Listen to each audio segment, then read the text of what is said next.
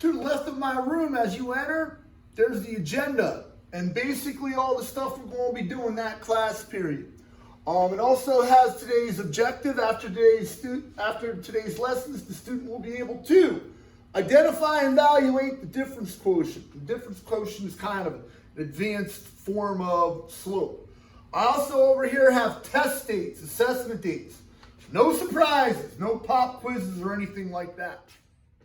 And you'll notice the assessment dates, the second week of school, I had my first test. I don't want to play around.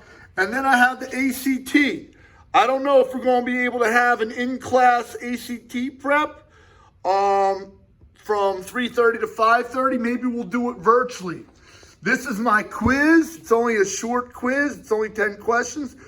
After we do a test on the 10th, then a week goes by, and then on the 17th, notice it's 7 days away, we do a very brief look at calculus quiz, 10-question quiz. Then 7 days after that, we have a test. So it's going to keep going pretty quick. And I like to have the SAT dates up there posted for you in case you need to prepare for those or ask me any questions. PSAT, I think that's for 10th graders. I'm not sure. I teach seniors, but some people take the PSAT. Again, they needed to take it for money, I guess for scholarships and stuff. Again, that's my agenda. As soon as you walk in my classroom, it's over there on the left side of the room. Some of the required paperwork to be in a high school classroom is we're going to go over classroom procedures. Come to class prepared. Listen, please raise your hand and wait to be called on. Act appropriately. Stay seated until you have permission to get up. Show respect to others. These are all important things that we need to follow while we're in the classroom. When the tardy bell rings, you should be in your seat and ready to go. When the Google lesson starts, again, you should be logged on a little bit early. There's some other classroom procedures that go forth with the Google Meets, distance learning. If you're tardy, the school tardy policy will be upheld. No food or drink except for water. Allow water in the classroom, but don't come in with a big old Starbucks cup of coffee or Dunkin' Donuts cup of coffee. I won't allow that. You need to drink that down before you get in here. Water is allowed. A clean snack is allowed also. Some people have low blood sugar, hypoglycemia, stuff like that, and they're required to have a snack during the class period. I don't need no big turkey casserole going on in class and people smelling it during the class. The school dress code will be strictly enforced. Cell phones, all electronic devices are not allowed in the classroom during the classroom period.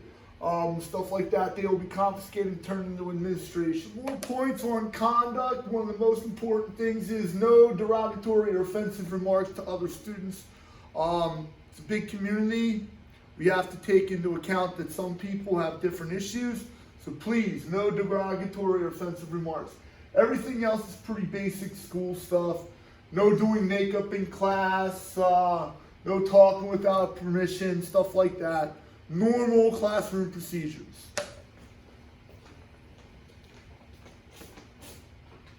This behavioral plan should be posted up in every Olympic Heights classroom.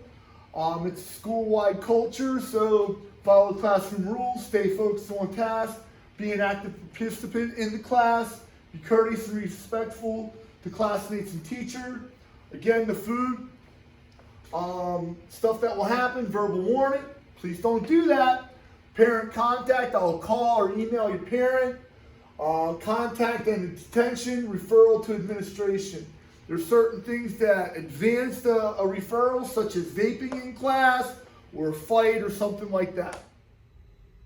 So when you get a chance, I'd like you to fill this out, print it out and fill it out. So the name of the student, so you're going to put your name there.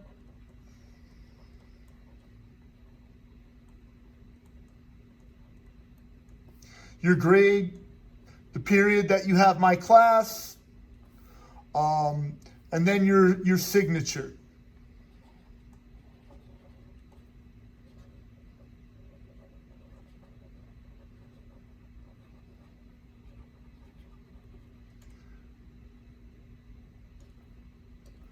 And the date that you sign it, probably going to be the 31st or the 1st. So I think it's 8/31/20 or 9/31/20. 120. Then have your parents take a look at it, and they should sign it also. I'll collect this the first day you come in from distance learning, and this goes on in a file cabinet, okay?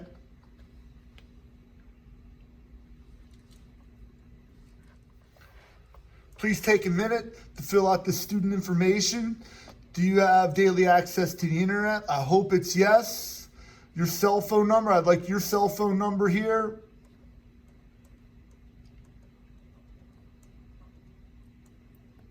The reason I ask for your cell number is usually around midterm time. There might be some extenuating circumstances where we need to contact you personally, quickly. Who you live with, your home address, home phone, father's name, mother's name, father's cell. We'd like your father's cell, your mother's cell, or guardian cell. Circle the grade, your grade, it should be 12. Do you need this class to graduate? That's important, yes or no. Math course completed last year. It should have been Algebra 2. Should have been Algebra 2.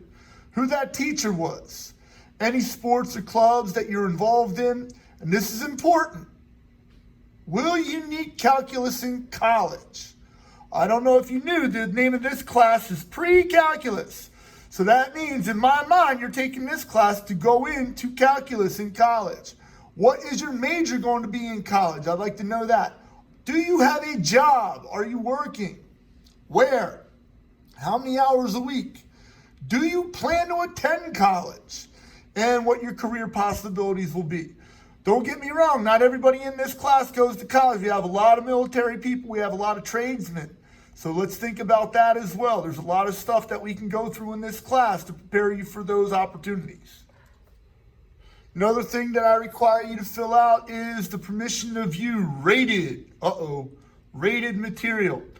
Once in a while, I'll show a YouTube video in here, or I advise kids to watch a YouTube video, and sometimes that YouTuber used the occasional profane word. The viewing date would be 2020 to 2021. I also have some financial literacy videos that I'd like you to watch. Put your name, the school, Olympic Heights, and down here it's going to be, I already have it filled out, profanity or language. Sometimes they use some strong language. And down here I'd like you to sign it. Again, once we come in, I'd like to collect these off of everybody.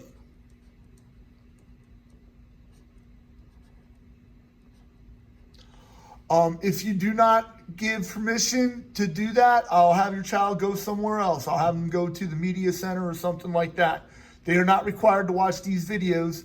Also, I don't usually do it in class. It's just when I give advice to a student to watch a video. Sometimes that YouTuber might use strong language.